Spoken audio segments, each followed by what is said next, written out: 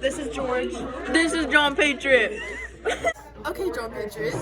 Today we're going to talk about reference angles, the sine graph, and how they're all connected. I think I'm starting to get it, but I'm still a little confused, so I really need you to explain it to me.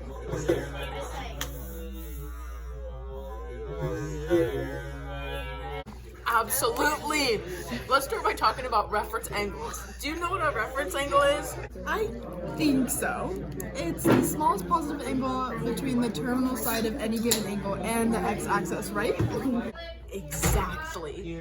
So no matter where the angle is on the unit circle, we always find the reference angle by measuring the acute angle formed between the terminal side of the given angle and the x-axis. It's always positive and less than 90 degrees. Got it. So why does this matter when we're talking about the sine graph? Great question. The sine graph is directly related to the unit circle, and more specifically, the y-coordinates of points on the unit circle.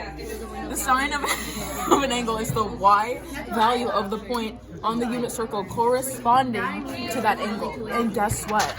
The reference angle helps us find the sine value without worrying about which quadrant the angle is in. I see. So if we know the reference angle and we can find the sine value just by looking at its y-coordinate, right? Exactly. Let me show you for an example. Let's take 150 degrees. What's the reference angle for 150 degrees? The reference angle is 30 degrees because 150 minus 120 is 30. Right. Now what's the sine of 30? The sine of 30 is 1/2 because that's a well-known value in the unit circle. Correct. So if 150 degrees, so for 150 degrees, the sine is also 1/2. But since 150 degrees is in the second quadrant, the sine value is positive. So the y-coordinate of the point on the unit circle for 150 degrees is positive 1/2, which matches the sine graph. So the sine of 150 degrees is 1/2, just like the sine of the reference angle 30 degrees. I see.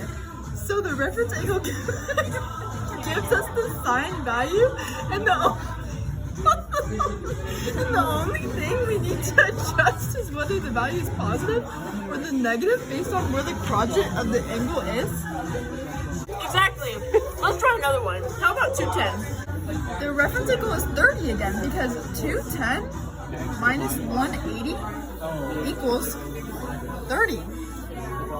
So the sine of 30 is 1/2 because 210 is in the third quadrant and the sine is negative 1/2. Exactly. You got it. Now let's talk about the sine graph. The sine graph is a wave that oscillates between -1 and 1. It's created by plotting the sine values of all the angles on the unit circle. So when we look at 150 degrees and 210, we can see that the sine graph will show sine of 150 degrees as positive 1/2 and the sine of 210 degrees as negative 1/2. Okay, so I kind of get it. So the sine graph is just a visual representation of the y values from the unit circle. So as the angle increases, the y value changes, and that's what forms the wave?